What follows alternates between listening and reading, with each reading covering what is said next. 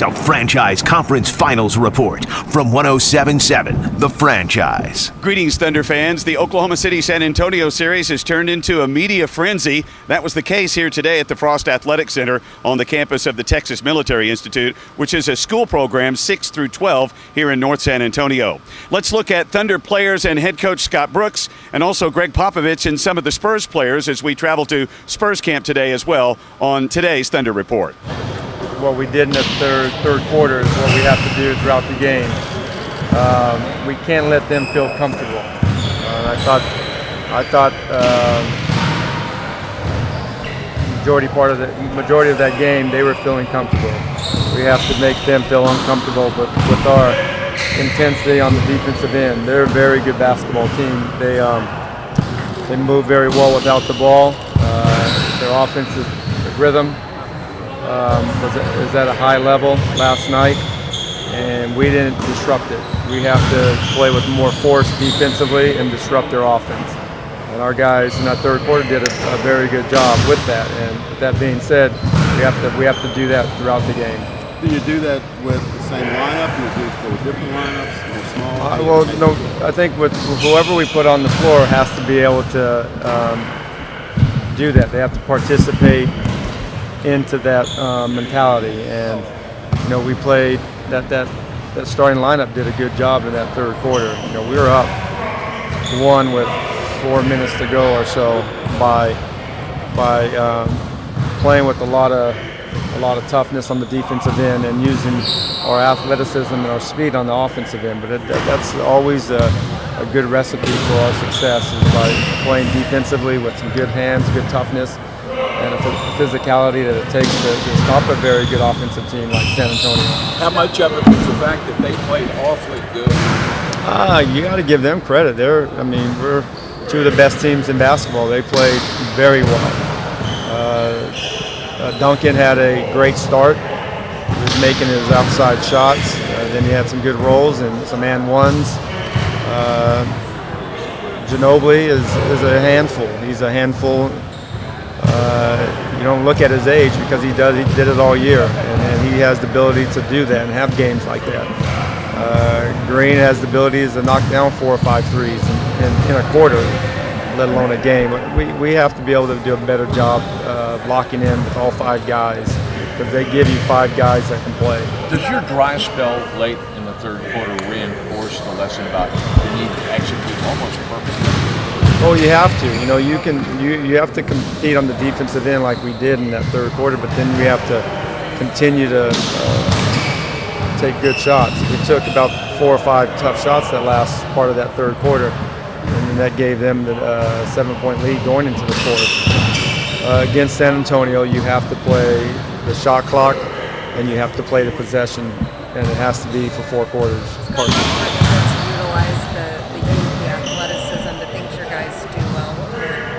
Well, it has to start on the defensive end. We have to get them to miss some shots, not that they hope, not to have that mentality that we hope that they miss. We have to make them take tough shots. It's proven when you make a team take tough shots, they're not going to hit it at the consistent level that they do when they take open shots. They took too many open shots. We have to be able to prevent that from happening. When we make them miss, we can get out and run and transition, and we can move their feet a little bit. And our bigs do a good job of setting screens, but we didn't give ourselves a chance to do that throughout that game. Tomorrow night we have to be able to do that consistently throughout the game. You take any solace out of the fact that game 1 of the Clippers, and we're talking about 8 degrees, but Chris Paul put up a bunch of points. You won that series, you got better. You take any solace out of that? What happened last night? It's a playoff series where the first team to 4. You can't. It's not the end of the world when you lose the first game. Somebody has to lose the first game. Unfortunately, it's us, but it is. That's the facts that we lost, and we feel that we could have played better, but we didn't. But we have an opportunity to regroup today and come back tomorrow and play a much better game. We have to play better, and I'm sure they're going to look at themselves. They're going to want to play better, but we know what we have to do. But we have to be able to do it consistently. This team is really good, and we understand that. Any thoughts after seeing the film different from what you had last night? When one watches a film, there are always things that you see. Got anything specific you want me to talk about? Third quarter. Their one stretch of playing well, third quarter. What happened? Our transition defense was really poor during that period. And I thought offensively we didn't move the ball. We stuck in mud a little bit. But it was a bad combination offensively and defensively, and they took advantage of it. Did a good job. What did you see Kawhi do last night that you thought was his best defensively that he was putting on there? Well, I don't know if there was one thing, but Kawhi is just somebody who takes great pride in guarding, but he does a lot for us. He rebounds and he's getting more confident offensively. Just kind of letting him go a little bit, and frankly, try not to coach him too much and let him just play. And I think through the playoffs he's gained some confidence. So he's an important part of what we do. When you're going against unstoppable players, John, Kobe, LeBron, right. What's your strategy on absorbing and containing what they can do? Just try to take away some things, like maybe take away the paint or take away the three-point shot. Pick something that you think you might be able to do to limit them a bit, and then whatever you might be doing, make them work hard at it. As you say, they're not going to be stopped, but if those kinds of players can be made to work hard and just take something away, it can work into your advantage. Why is Tim at 38 able to You're asking me questions now that are hard to answer. I just have to, give him credit. It's kind of like Vince Carter in Dallas. What the hell's Vince doing? I didn't think Vince would be doing that at his age. And so I'm assuming that he does what Timmy does. They take care of themselves in the sense of what they put in their bodies. I know Timmy works out all summer doing a variety of different things, swimming, boxing, not necessarily getting on the court and pounding or anything like that, but he stays in good shape as far as the physicality of it and the nutrition part. And I think that just mentally, he's a mentally tough individual who really feels a responsibility to help carry the program. He really loves being at practice in the locker room with the guys, and I think he wants to extend that as long as he can. So it's like a mental toughness that he's driven to do that. So I think all those things together allow him to, play at this age on one leg. Your big three match Kareem, Magic, and Cooper for the most playoff wins with last night's win. Just talk about the longevity and them being able to accomplish that, and what it means in a historical perspective. It means whatever it means. I don't really think about things like that. I know Timmy and the guys don't either. All we care about is game 2. What's the mood of the club today, Kevin? Well, we woke up today. We're alive, so. So a good day, right? Yeah, can't complain. Along those lines, timeout early in the first quarter, you got down 8-7, and you're clapping and high-fiving guys on the way in. What were you trying to do? What would give you that optimism at that moment? Well, during that point, it's easy for you to just be upset about what just happened and be negative. So, the hard thing is to be positive in the tough times, and I think that's what we always preach. And knowing that we have to, be better at some areas of the game, but we also know that, we can improve, and it's early in the game. So, staying positive is definitely important for us. And me as a leader, I got to come back, encourage my guys, but also let them know what we need to do better at the same time. So, Kevin, trying to have that good balance. What did you take from the third quarter? You guys played well defensively, got him in the transition several times. What did you all get from that? Well, that was our best stretch right there. We only played 8 minutes of good basketball last game, and I think just knowing that we scrambled on the defensive end, we moved the basketball on the offensive end, and we attacked them. And we got to be physical. We got to close up the paint. They're such a great team at the three-point line, but we can't be overly cautious to that. But because the main thing is the paint. They scored almost 70 points there, so we have to be better in that area. And knowing that we have to make second and third efforts to get out to the three-point shooters, so we have to do it. We got athletic guys here, and we have to do it. So in order for us to get where we want to get to, we got to do the small things like that. How much more of a weapon can you make the free throw line? We got to attack more. They're a team that relies on.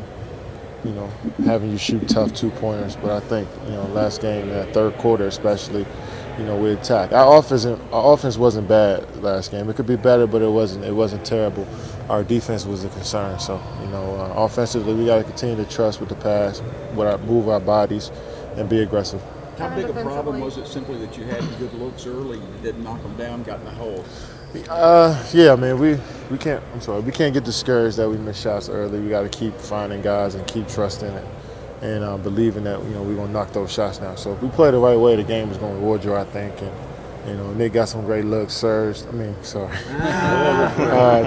got some great looks. I miss my buddy Serge, but Tabo got some good looks, and Karan, Fifth. So we got to keep trusting and keep making the passes, and hopefully we knock them down. Tony Parker. Harder than any other team to work defensively early because of the constant movement. We played against some tough teams already in this playoffs. Transition, we have to get back. They're quicker, they're playing faster, they're moving the ball faster. So we have to get back. I wouldn't say it's tougher, but they do a good job. But we can get there. We can guard these guys, and we just have to do it. We have to be engaged for initially the first 10 seconds of the shot clock, because that's where they get most of their points. And we have to be solid throughout the whole shot clock as well. So they're a deep team. They have a lot of guys that can come in and score quickly for them, but we got a lot of good defenders as well. Tony Parker said last night that they know they have to play perfect to beat you guys because you're younger and more athletic. How exactly do you take advantage of that? Well, they played almost perfect last game, especially on the offensive end. But we have to be perfect as well as far as our energy and our effort has to be there every play. And schemes, sometimes won't work, or pick and roll coverage won't work sometimes, but our effort has to be there. And I think that against this team, you can't take plays off, so we realize that. What do you guys have to do to keep? Do you wonder if he has another year left in him? Say it again? You see Fisher shoot like that last night. Do you wonder if he maybe has another year left in him? I'm just trying to focus on the next game. I know he's, everybody's been thinking about that with the season coming down to a close, but he looks good to me. He's taking care of himself. He's playing well, so we'll see. What do you guys have to do to keep Duncan from dominating like he did last night? Well, it wasn't just like they throwing the ball down in the post and he scored every time. He got it off the floor, their offense, from rolling to the rim. Tony Parker having two guys on him, dumping it down to him. So it wasn't like it was the vintage Tim Duncan where they just threw it down in the post and he scored. It was more off of their offense and their movement. So we have to be on the string, five-man defense, and help over on those guys and force the extra pass. How do you feel today? Good, pretty good, yeah, pretty good. Yeah. Still going to do a treatment, all day, but pretty happy. Did it feel better or worse than you thought last night for the hamstring? Better, yeah. Were you concerned at all? Like Mana talked about how you kind of have to I was concerned, yeah, of course. I was concerned, and I didn't know how I was going to feel until we started the game. Yeah. At what point did you realize, hey, I'm good? Like middle of the first quarter, yeah. I felt like it'll be okay. Tony, as the game went on, did it at all feel sore, tight, or anything? A little bit towards the end, but that's what I expected. Did it help that you had so much help from Tim that you didn't have to carry as much Definitely. Tim was great, and he was playing great from the get-go. Tony, what does it do to you guys as a team when Tim has it going like that? Well, it helps everybody because, scoring 2 points in the paint, that's the easiest basket you can get, in basketball. And so when he's playing like that and a lot of confidence and he's going into his moves, hopefully, he can keep playing like that and can maybe create, double team, and it will open up for our shooters. When you see him playing like that, do you ever think back to the old days? Oh, definitely. We kept giving him the ball because he was playing so well. And when he plays like that, everybody feels confident. Why is he still so effective? Why is he still so effective at age 38? Because he's just a great basketball player. Tony, I know it sounds simple, but some guys aren't great they're great at 30, 32, they're not great at 38. Why has he managed to be as because I think Pop does a great job managing his minutes during the season and to stay fresh, for the playoffs. And he looks great right now. Tony, you're the basketball historian. You passed Isaiah Thomas last night on the career playoff assist list, and you're just 6 shy of becoming the 10th player with 1,000. Is that significant to you when you get to a milestone like that? It's like weird feels like a dream, you know, coming from France and to arrive and accomplish all that. I feel very lucky and very blessed to be a part of a greater organization and a great team, and being healthy all those years, and to pass a point guard that I really admire growing up, one of my favorite players, is just a great honor. Milestone. When you look at the guys ahead of you, almost all of them are in the Hall of Fame or headed there. It's almost unrealistic. Like when I look at the list, it's weird. You know, it's just weird. Milestone question number 2. You and Tim and Manu tied Magic. Yeah, for most playoff wins. Just talk about that, being in that company. Same thing. I feel very lucky and blessed to be healthy and playing all those years and having another opportunity to try to go to the NBA Finals. Is just we take nothing for granted. We know how lucky we are, and hopefully we can keep it going. Where does Magic rank among your basketball Magic? idols? My top 3. Top Oh yeah, What definitely. is the top 3? Definitely.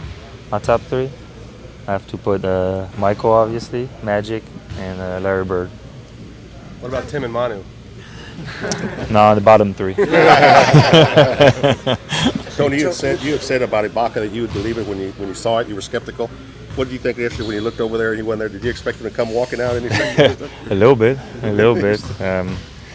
I think right now we just have to stop thinking about it and just focus, on us and what we have to do to try to beat them, because they're still a hell of a team, and we have a lot of respect for them, and we know they're going to come out in game 2 and be very focused and come out with a lot of energy. So I think we should focus on that. The stuff you guys were getting in the paint yesterday, are you confident that will still be there in game 2? I'm sure they're going to make adjustments, so we'll see what they're going to give us. Well, our shell was tight. I think our defensive, we actually did our defensive job as far as in the pick and rolls. I thought in the first half, Duncan didn't really get too many shots on his post-ups. I thought he got a lot of them on rolling down the middle, and weak side wasn't available. So I thought we cleaned that up all around. We got more physical, and I think we started hitting first. What gets him going at age 38 to have a half like he had that first half? I thought they did a great job of getting him easy buckets. Like I said, he's rolling down the lane off of pick and rolls with no resistance, and he got going. We cleaned it up, but I think overall they just got going across the board as a team. Perk, it looked like you guys were more physically forceful in the third quarter when you started to turn it defensively. Do you agree? Do you need more of that? Yeah, thought we gave ourselves a chance. Russ was better on the ball. I was better being physical. I thought overall, though, we did our assignments. Our shell was tight. We was bumping. Guys, we was just touching them up. They was running freely the first half. How much of it was that they just played awfully well? They played well. They got whatever they want. Danny Green, he haven't been on all playoffs, and he had a nice little game last night. Ginobili, he had a good game last night. So overall, I thought they played well as a team. Different guys came in and stepped up at different times. Even the big guy from New Zealand, I thought he came in, he took 7 points off the board. He came in, he took a charge. He did some other things, and overall, they had a good team win. Do you feel like defensively, you guys, after watching film, are more prepared? You think guys know their responsibilities more? Yeah, I think so. I know so. It was night and day watching the first quarter and watching the third quarter. And then one thing about playing against San Antonio, you got to watch what you do on the offensive end. You can't come down and have careless turnovers, because they'll make you pay for it on the other end. Cause matchups and different matchups and transition. And also, you can't have bad shots. You cannot take bad shots against that team. You might have just touched on it, but what does the starting lineup need to do offensively so that Scotty doesn't feel like he needs to go small to put a better scoring unit out there? I don't think scoring was a problem throughout the game, though. Even starting the game, I didn't think scoring was a problem. I thought we had some great looks. Russ missed some layups that he usually make. Tabo got to make sure you feel comfortable in shooting that corner three. But I thought overall, we scored 27 points in the first quarter, but we gave up 30. So I don't think offense was our problem at no part of the game. I thought it was all the defensive end. No, it felt good. And honestly, I was basically feeding off what my teammates were setting up for me. You know, I was the game in that respect came easy in that part. I was playing off the game plan and playing and get to the spots where I needed to get to, and lucky enough made some shots. Obviously, they're going to have to make some adjustments in the paint. What do you foresee them trying to do? I don't know, but that's what it's about. The series is about adjustments, especially after that first game, and we'll see some different things. They're going to rotate harder. They're going to make me a passer. They're going to make me a shooter. I don't know what they're going to do, but we'll be ready for it. We'll counter it. If they want to do that, I know our shooters are be ready to put those shots up. Tim, you joked about being 38. How do you feel at 38 compared to 28 or 32 or anything like that? I'm still here doing it. Obviously, I'm not as effective as I used to be, and my legs aren't what they used to be. But I'm finding different ways to do things. I've adjusted my game, and I'm just happy to be out there, and I feel healthy while I'm out there. So that's good. What type of adjustments have you made to be effective at this game? Just knowing I can't do everything I used to do, so I'm able to play off my teammates and let them create for me. Not a great game yesterday. What do you think you took away from that, and what's the confidence level that he can give you guys? Man, I totally disagree, man. I mean, I think with Nick Collison, man, you can't look at the stat sheet. With Nick Collison, man, you have to look at the little things he does, man. He does so much different things to help us win games, help us to be in the position we are now, man, by just being on the floor, communicating, the things that you guys don't see. I mean, the stat sheet may not show it, but, I mean, regardless of all that, man, we wouldn't be in this position with all the stuff he's done for us and put us in a position to win games. So I disagree with that one. Was part of it that they played exceptionally well last night? I mean, it was easy to get down, but part of it was them, wasn't it? I mean, yeah, they did a good job of making shots, but we gave them shots. I mean, we gave them open shots. We gave them the paint. We let them get in the paint. So it wasn't like, you know, they just basically kicked our butts, but we just kind of gave them the game. Are they a different or more difficult team to defend because of the movement, because of the spacing and the balance that they create? I wouldn't say that. I mean, I wouldn't say that. I mean, when we at our best, and when we're playing, we're locked into to how we got to guard the Spurs. We're in good shape.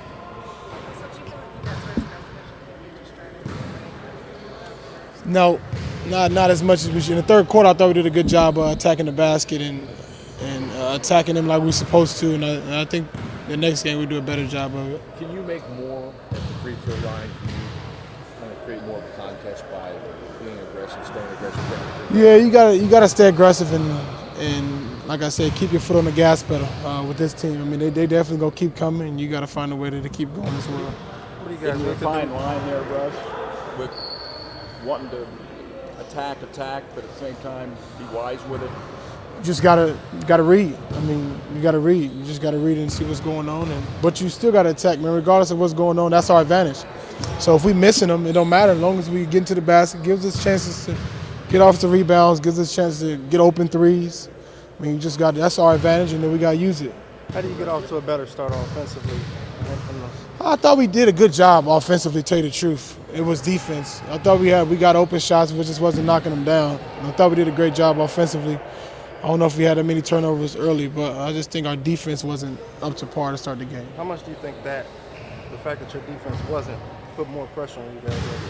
That your offense, I mean, definitely, if you ain't making shots and they're scoring, it's going to put more pressure on you to score some points. So it definitely puts pressure on you to make a basket. But if we come in with a defensive mindset and like we're supposed to, we should be all right.